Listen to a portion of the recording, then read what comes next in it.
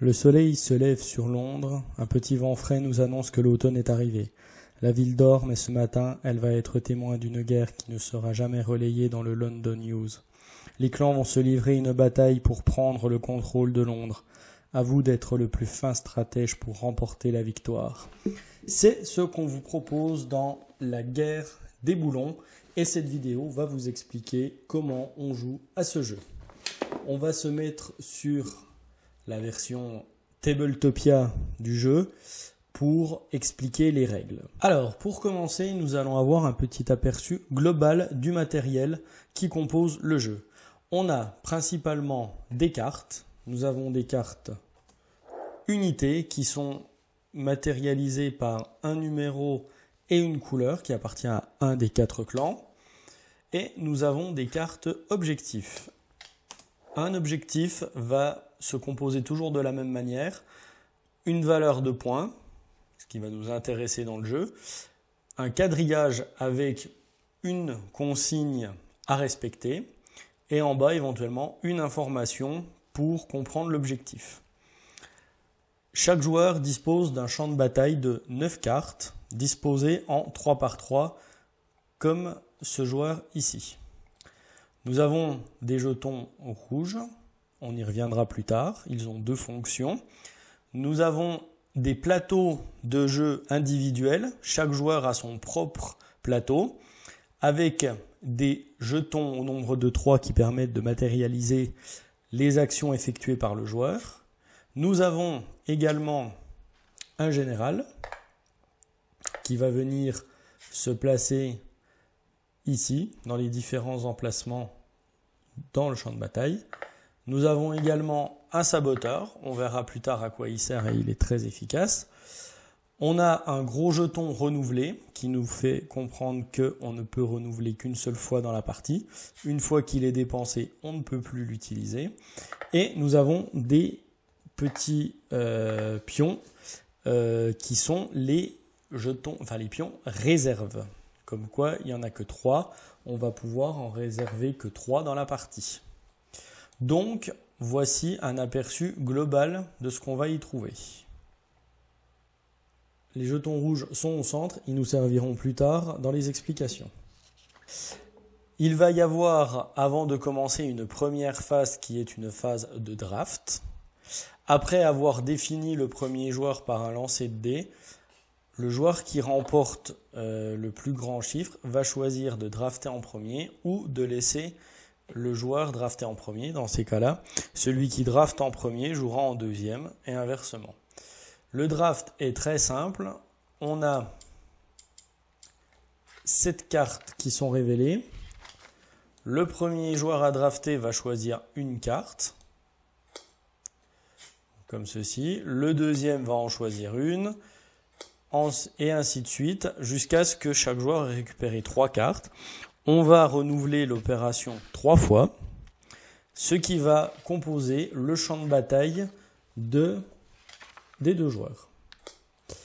Bien sûr, les 3 premiers objectifs sont révélés et on va essayer de construire son champ de bataille en fonction de ce qui est proposé. Petite subtilité, à la fin du dernier tour de draft, si l'un des objectifs est rempli pour un joueur, par exemple, si j'ai cette configuration là, cet objectif est résolu, mais ça ne veut pas dire que le joueur va récupérer des points. Il va en fait défausser toutes les cartes qui ont servi au champ de à résoudre cet objectif et il va remettre aléatoirement 4 nouvelles cartes aux emplacements prévus bien entendu. Mais l'objectif, lui, va retourner dans la pioche. Donc, maintenant qu'on a vu comment on construisait son champ de bataille en début de partie par l'effet du draft, on va voir qu'un tour de jeu se compose essentiellement de 3 phases principales. Alors, première phase, on a le mouvement du général.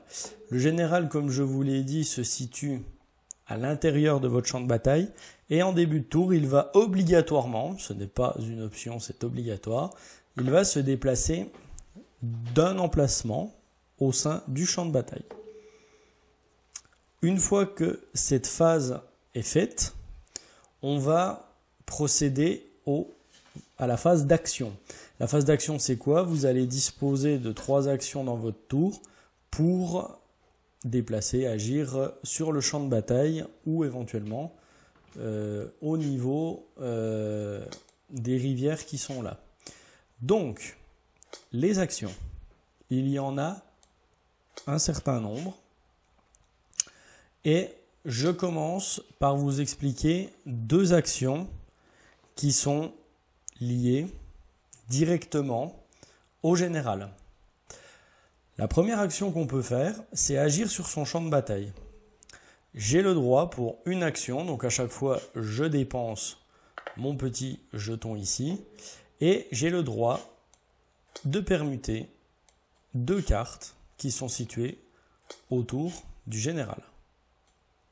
Par exemple, la deuxième action que je peux faire avec le général, c'est recruter. Admettons que j'ai besoin d'un bleu, et bien pour une action, je prends une carte disponible et je viens la recruter ici. Ou ici, ou ici. Il faut que ce soit une des 4 cases autour du général. Petite information, lors d'un recrutement, il n'y a pas lieu de renouveler la rivière unité. Ça veut dire qu'on va avoir 4 cartes limitées pendant son tour. On verra qu'on peut renouveler si besoin. Ensuite, là, les actions que je vais énoncer n'ont aucun lien direct avec le général. Les 2 seuls, c'est recruter et permuter. Pour une action, je peux tout aussi bien décider de prendre une carte et de la déplacer à une case adjacente, que ce soit orthogonalement ou en diagonale. Ça, c'est une action déplacée. Ensuite, on va maintenant s'attarder un petit peu sur les jetons qui sont en bas. Comme je vous l'ai dit, les cartes objectifs sont communes aux 2 joueurs. Ça veut dire que potentiellement, un joueur va pouvoir résoudre avant l'autre s'il est plus rapide. Mais si je veux être certain de ne pas qu'on ne me prenne pas l'objectif dans la rivière, donc on le fasse avant moi, je peux pour une action dire ok, je prends cet objectif, je le réserve et du coup maintenant l'adversaire ne peut plus le résoudre, le réserver ou en faire quoi que ce soit. Contrairement à ce qui est fait pour les unités, on remet directement une nouvelle carte. Attention toutefois, pour un objectif réservé, il faut absolument qu'on n'ait plus d'objectif réservé si on veut gagner la partie. Donc si on en réserve un, il faut qu'on soit sûr de pouvoir le faire. Une autre action que je peux faire si j'ai besoin de plus de choix, pour une action, je peux renouveler, ça veut dire que je vais renoncer à mon jeton de renouvellement et je peux renouveler soit les unités, c'est-à-dire enlever les cartes qui sont présentes et en mettre 4 nouvelles, soit enlever les 3 unités qui retournent dans le paquet et je mets 3 nouvelles cartes sur le champ de bataille, dans la rivière objectif. Donc, je peux le faire, mais une seule fois par partie. Donc, il faut bien choisir le moment où on le fait. Et enfin, la dernière action que l'on peut faire pour le moment, c'est une action de résoudre. Résoudre signifie qu'on a un champ de bataille qui va correspondre à ce qui est demandé dans un ou plusieurs objectifs. Par exemple, si je prends une configuration de ce type, j'ai réussi cet objectif-là. Je résous, cela signifie que je vais marquer les points indiqués ici, en l'occurrence 2 points, et une fois que j'ai marqué mes 2 points, je vais passer en objectif accompli et je vais enlever toutes les cartes qui ont servi à refaire l'objectif et je vais prendre de la rivière les cartes qui... Je vais prendre toutes les cartes qui sont encore disponibles et je vais faire un remplissage. Je permets de faire une petite parenthèse maintenant qu'on est sur l'objectif résoudre. Une case vide doit être toujours comblée par un jeton rouge qui nous permet de savoir quelle case a été vide avant de résoudre un objectif. Si je résous un objectif et que par exemple j'enlève cette carte, je n'ai pas de jeton rouge, ça veut dire que je peux remplir cette case avec les unités qui sont au-dessus. C'est très important, je ne peux pas utiliser des unités ici pour remplir des zones qui avaient déjà un jeton rouge. Je vais donc par conséquent avoir des trous qui pourront être comblés soit en déplaçant une unité dessus, soit en recrutant des nouvelles. On a une autre action que l'on peut faire, ça va être d'utiliser notre saboteur. Notre saboteur va être utile pour aller embêter l'adversaire ou pour tenter d'influencer le jeu de l'adversaire. Il va avoir deux fonctions. La première fonction, ça va être d'aller bloquer une carte sur le champ de bataille adverse. Ça implique quoi? Ça implique que lorsque un saboteur est sur une carte, on ne peut ni recruter, ni permuter, ni résoudre, ni déplacer une carte qui contient ce saboteur. Par exemple, je ne peux plus résoudre cette carte à 4 points parce que la zone ici est bloquée. On verra que le général pourra s'en débarrasser à partir du moment où il quitte une case adjacente au saboteur. Par exemple, s'il est ici, début de mon tour, je le déplace, je renvoie le saboteur chez lui. Mais je peux aussi décider de ne pas le rendre et de jouer sans cette case. L'autre fonction intéressante du saboteur, ça va être de mettre ce qu'on appelle une option sur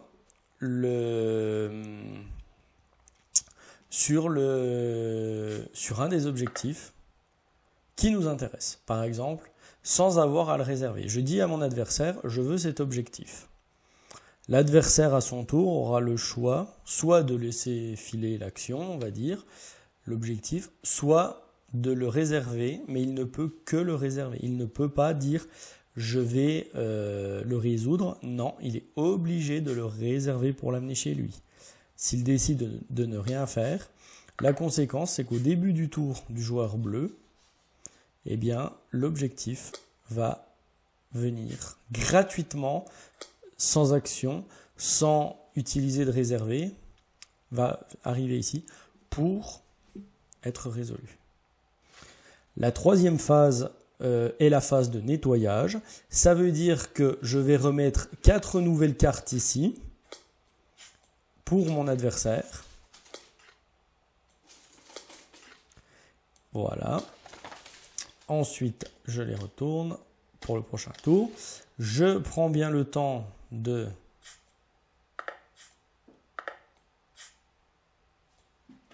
remettre mes actions ici. Et c'est la fin de mon tour. Je passe la main à mon adversaire. Maintenant, je vais aussi évoquer les jetons rouges. Comme on a vu, les jetons rouges permettent de montrer qu'il y avait un trou, mais ils permettent aussi de faire des actions héroïques. Comment ça se passe? Si j'ai un objectif minimum réservé et que je le résous, je gagne d'office un jeton action héroïque. Si j'ai résolu l'objectif mais qu'il était là, je ne gagne pas de jeton action héroïque.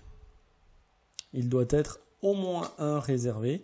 Et si je fais une combinaison de 2 objectifs ou plusieurs, je vais marquer autant d'actions héroïques que je n'ai résolu d'objectifs avec au moins un réservé. Ce qui signifie qu'on va avoir des actions héroïques. Les actions héroïques, qu'est-ce que c'est? Il y en a 4. Alors, en plus de toutes les actions classiques que je vous ai énoncées précédemment, vous allez pouvoir faire une supermutation.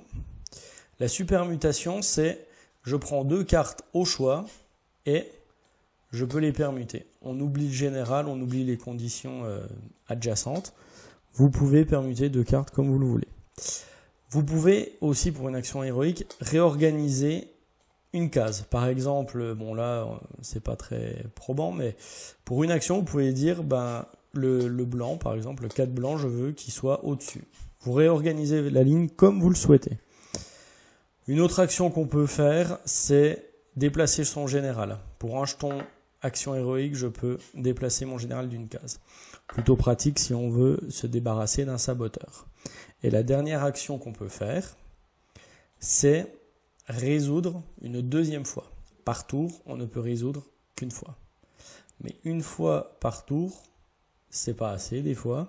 Alors, si on utilise un jeton rouge et un jeton réservé, s'il nous en reste, eh bien, le joueur a le droit de résoudre une deuxième fois.